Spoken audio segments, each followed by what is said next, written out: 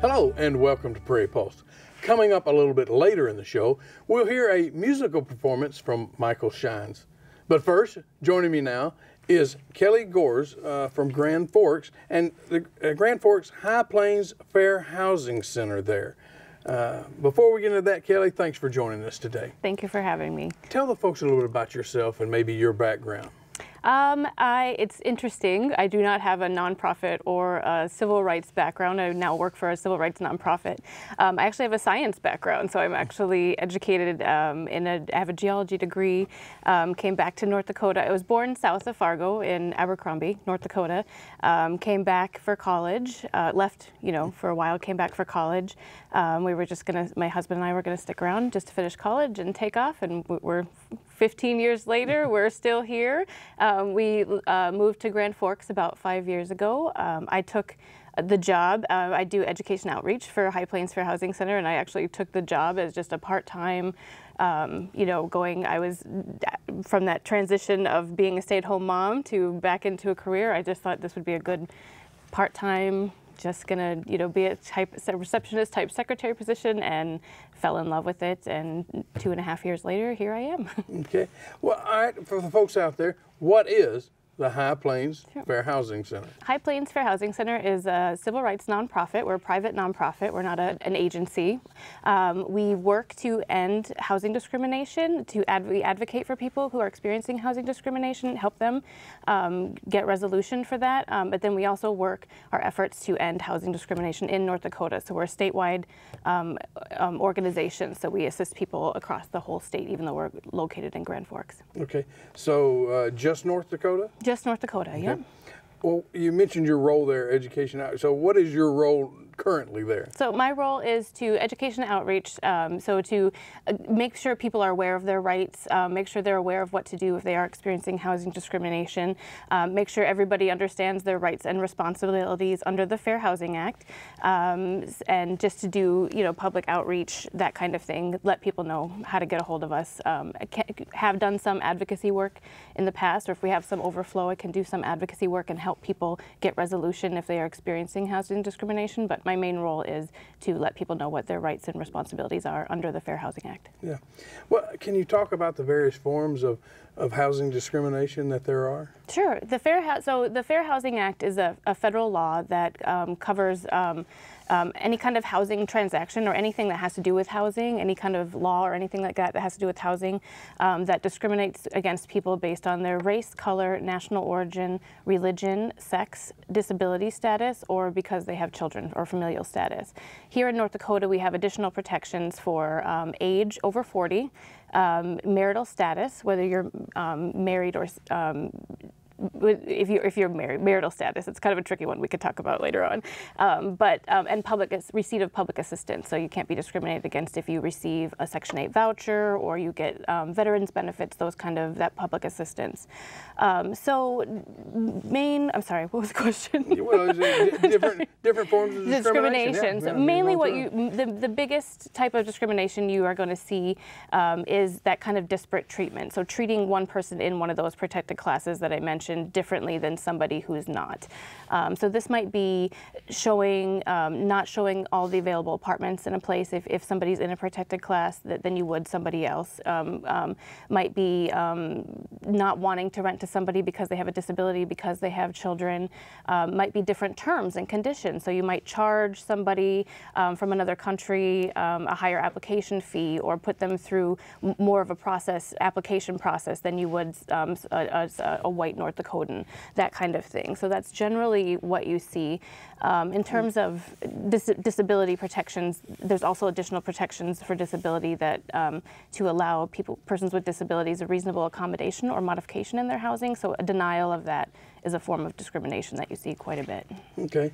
Well, I have to go back to marital status. Yeah. You mentioned that. I mean, are you talking about married, single, or same-sex marriage? Marital status, as far as I understand it, it's just whether you're married, single, that kind of thing. But if you're because if you remember back in North Dakota law, we had laws where it was illegal to cohabitate if you were not married and members of the opposite sex. So when that marital status was passed, that was kind of still under that law. So if you're you can't be discriminated against because of your married status, but if you're not married and you're cohabitating, you can still be discriminated against. It's kind of just an interesting law thing. So, but if you can't say we only want married couples here, we only want single, that kind of thing. So. Okay. Well, that gets a little tricky then because of the cohabitation law then, doesn't it? Right. Well, we don't have that anymore. Yeah, so, because, right. Yeah, but that would have been, I mean. Yeah. Does your group investigate these things, or how does that work? We do. We do investigate housing discrimination. So we have a testing program, and it's kind of like it is secret shopping for discrimination is what it is.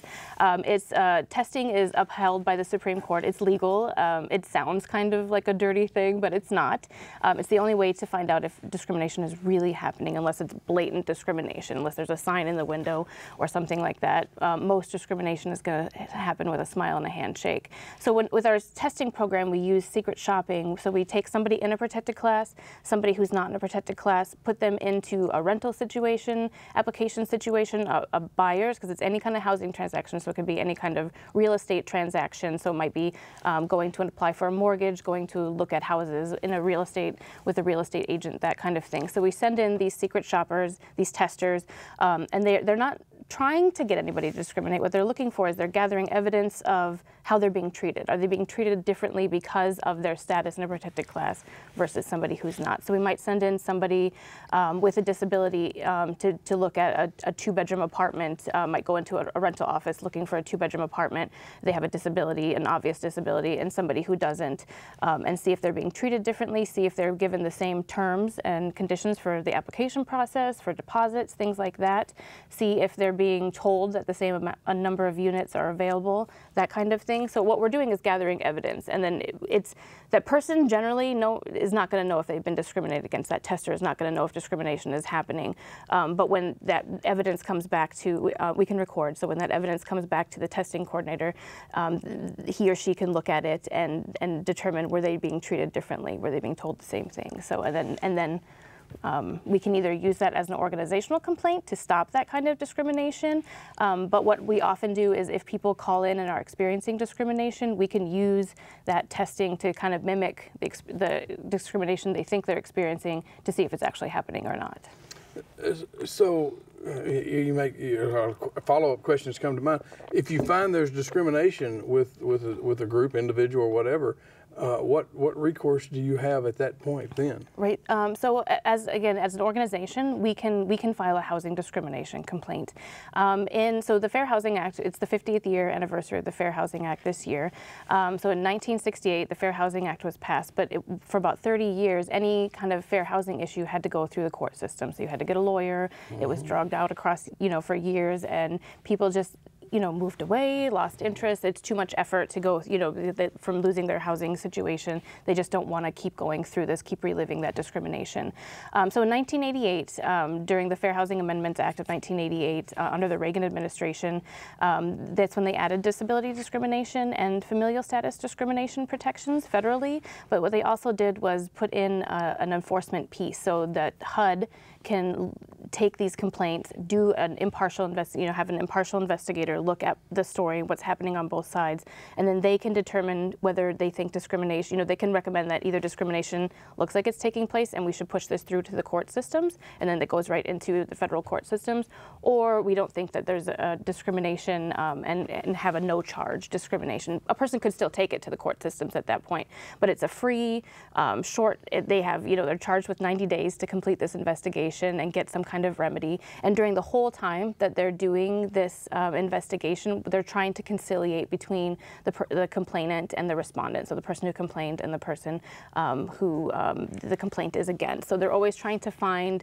some kind of neutral ground that works, either whether it's getting that housing that you need, that you were denied, or some kind of getting out of a housing situation that's discriminatory. So they're always trying to negotiate. So we can take that testing evidence and either file a housing complaint to try to get those policies changed if an organization or a company is discriminatory. So we can file that to get those policies changed, to get fair housing training, that kind of stuff. Or we can use that testing evidence if somebody calls to help their complaint if they're filing. Here in North Dakota, we have substantial equivalency, so that means our state laws are as good or better than the federal laws. So our housing discrimination complaints go to the Department of Labor and Human Rights here in North Dakota. So they act as HUD, as an investigator and a conciliator. Okay. Well, how many employees do you have? We have I have to think. We're growing, so we've grown. We're about 5 years old, our organization, but the last 3 years we've had HUD funding, so we've grown quite a bit in those last 3 years. We now have 4 full-time employees and 3 part-time employees. So we just opened our field office out in Mandant. So we have a part-time employee out there working, doing the same thing, doing basically a mini High Plains Fair Housing Center out in Mandan. So that just opened in October, so that's exciting. We do have a field office here in Fargo too, where we can come and do work, but so still relatively small, but we've grown quite a bit in the last 2 years. Okay, well that was my, so you've got offices in Grand Forks, Fargo, and Mandan. Yep. Okay. Is housing discrimination any worse in North Dakota than it is in other states? It's, it's pretty much the same. Every time I do one of these fair housing training, every single time somebody says, well, that doesn't happen in North Dakota, right? And sure enough, it does. We see it every day. We see it, we have a pretty robust testing program now, and we're out there every week looking for housing discrimination, and we find some form of it every week. We're hoping it gets better and better the more education and outreach is out there, and more people understand fair housing laws and that it's illegal to discriminate, and understanding what that looks like more. But it's I would say is at least on par with the rest of the nation.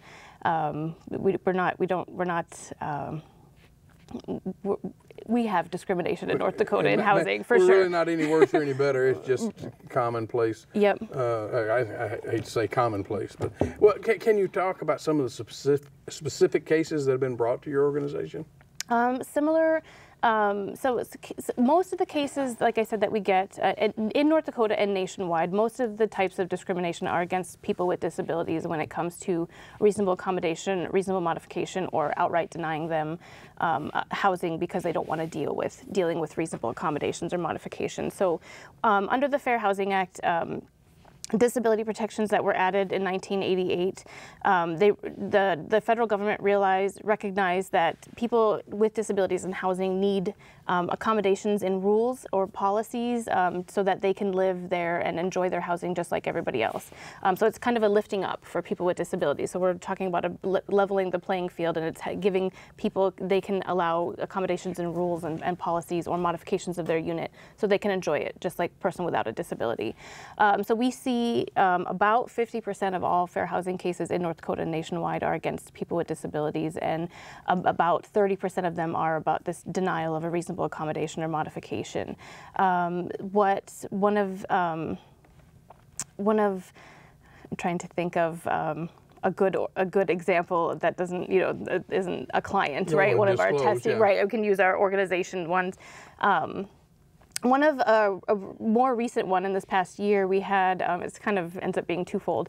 We had two testers go in to a unit. They were actually, a woman was being denied an apartment because she had an assistance animal. So they were going in to gather evidence for her case. And they went into the apartment and they were told they weren't allowed to have assistance animals, any kind of assistance animals in the unit, that they would have to pay a pet fee, so they couldn't have that accommodation, because that's what an assistance animal is, right? You're asking for an accommodation to the rule of their pet policy. So they went in, and so they were told, no, you can't have your assistance animal here. And as they were walking out, the property manager said, where else are you looking? So they said, oh, we're just looking at, around town in this area.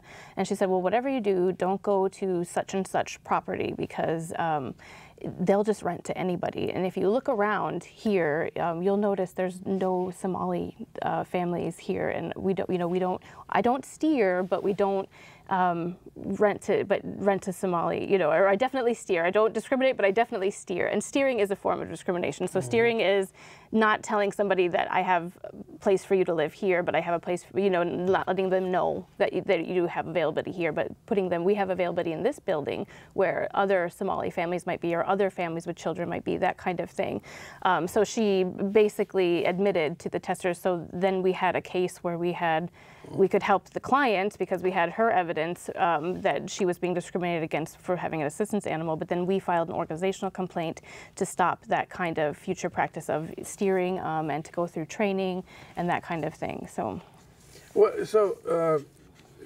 what can the state legislature do to help these situations? I think first and foremost, they can listen to their constituents and what's going on in their housing situation.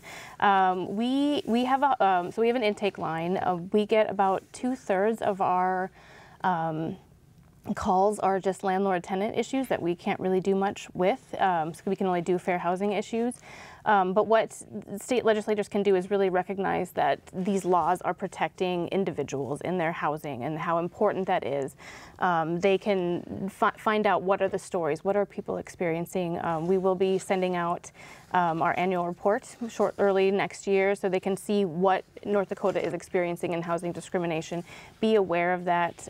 Be aware that there are always the landlord-tenant laws are always kind of being chipped away at in North Dakota, and that to always keep in mind that housing is tough for whether you're a property owner or you're trying to rent property, or it's tough because you're always dealing with people. So there's always kind of a little more emotion around housing issues, whether it's service animal abuse that people think that is happening, or other types of issues like that, or just abuse of reasonable accommodations, that kind of thing. But to be aware that those individual protections really need to be there for the constituents. So is the disabilities the most common form of discrimination there is out there? It is. Disability is the most common form, Well, I understand you recently had some staff members in Washington attending a HUD training academy. Can you talk about that? Yeah, we did. HUD called. It's an educational type meeting. So they had all the fair housing organizations like ours across the country come to Washington D.C. just to have a formal fair housing training. We do this quite often. So all of our staff is formally trained from either HUD or the National Fair Housing Alliance Association, and we do continual education. Fair housing laws are always evolving. They're not changing, but fair housing is always evolving. So HUD called a meeting, and we all went out there, and we just learned HUD kind of what is happening in fair housing now, how they're kind of dealing with cases. It hasn't changed, but just kind of re-emphasize what fair housing rights and responsibilities people have, how to handle these intakes, how to deal with investigations, best practices kind of thing. Mm-hmm. With that said, though, are there companies or organizations within North Dakota that are particularly tricky to work for clients at times? It's going to vary regionally where you are. We've had a lot of success working with the North Dakota Apartment Association has been very supportive of our efforts. We have a lot of success working with many landlords and property owners in North Dakota. One thing that we can do without going straight forward to that filing a housing discrimination complaint is we can advocate for people. So we can reach out and talk to their landlord and remind them of fair housing laws, but also look at that fact-specific situation and find out if there's something that can be done before it goes to a housing discrimination complaint. And most of the time, landlords are pretty receptive of that kind of thing. And we do have good partnership, like I said, with the Apartment Association. What we have seen with generally if it's a smaller property owner, they just didn't know. They weren't aware of fair housing laws, right? And so that's kind of an easy fix in a sense. We can talk to them, we can send them information. They can call us if they hear, that they are worried that they might be discriminating without necessarily realizing it. We have plenty of information on our website, and they can call us and we can point them to fair housing law resources. We're not lawyers, we're advocates, so we can't give them specific advice. But yeah. So no, you got my follow-up question there. People sometimes do it without realizing it. But how is your organization funded? We are funded, we have multiple grants. So when we started 5 years ago, it just started as a group of concerned citizens who saw a need for a fair housing organization. There was one in North Dakota that I think it dissolved around 2008, 2009, so there was a need. So basically for 5 years, housing discrimination was going unchecked across the state. So they saw this need and they just started it with little funding, if any, from CDBG funding from cities, some just small grants, that kind of thing. And starting in 2016, we got our first HUD grant, so our Fair Housing Initiative grant, which is a more substantial, larger sum of money. It's over $100,000, the first grant. So we get the bulk of our funding from HUD specifically. So we have 2 grants right now from HUD. One is education and outreach to let people know what their rights are and responsibilities are in fair housing. And the other one is for the testing program. And the testing program one, we got funded for 3 years. So the education outreach you have to reapply for every year. So most of our funding comes from that. Well, we are out of time, Kelly. Okay, Sorry. Where can people go for more information? They can go to our website, www.highplainsfhc.org. They can call our intake line if they're experiencing housing discrimination, 701-203-1077. They can call our offices in Grand Forks or just do a Google search for High Plains Fair Housing Center and they can get in touch with us. All right. Thank you very much. Thank you. Stay tuned for more.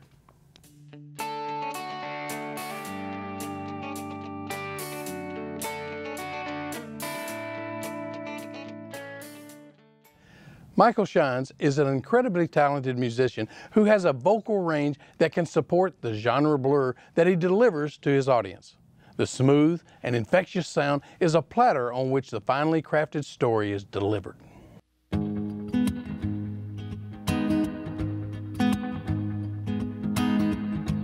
There goes the devil telling me to lie again.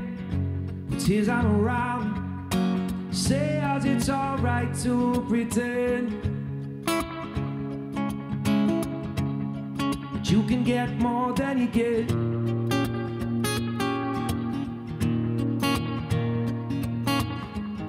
And he wears a raincoat that celebrities have autographed it, 'cause they're working for him on his secret special staff.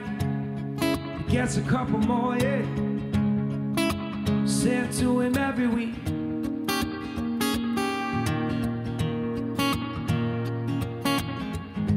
And dear God, I hate to say I'm sorry, but I just want you to love me, even though I still love money.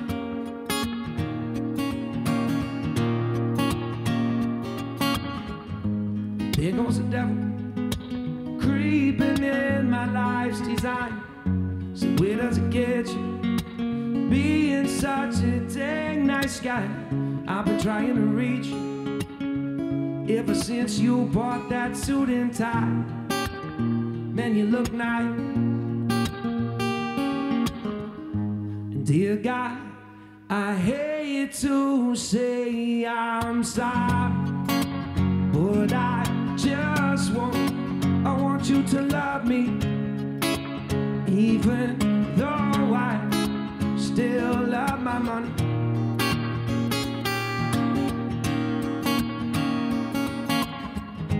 And dear God, I hate to turn the tables on, but I just had a waiting table. I'm in my mid-20s now. I need more money.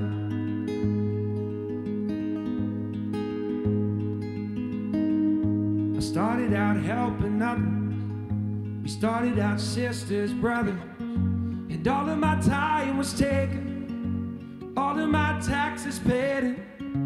I am not my brother's keeper, staring at the old grim reaper, waving down his blade at me, telling me I won't succeed. Ooh,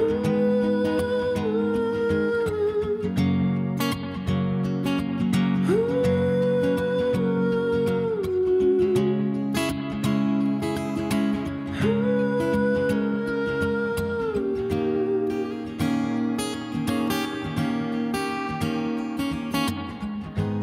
Dear God, I hate to say I'm sorry, but I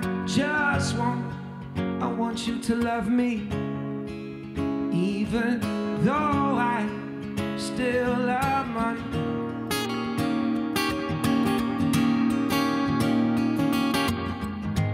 Dear God, I hate to turn the tables on you, but I just had a waiting table. I'm in my mid-20s now. I need more money.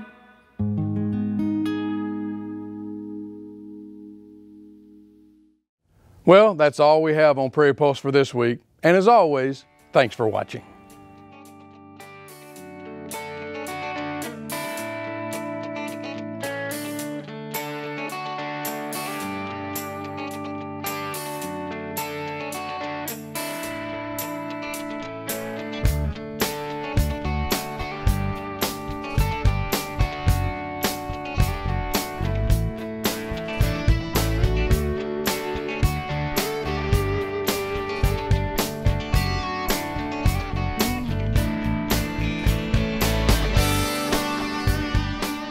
Funding for Minnesota Legacy programs are provided by a grant from the Minnesota Arts and Cultural Heritage Fund, with money from the vote of the people of Minnesota on November 4th, 2008, and by the members of Prairie Public.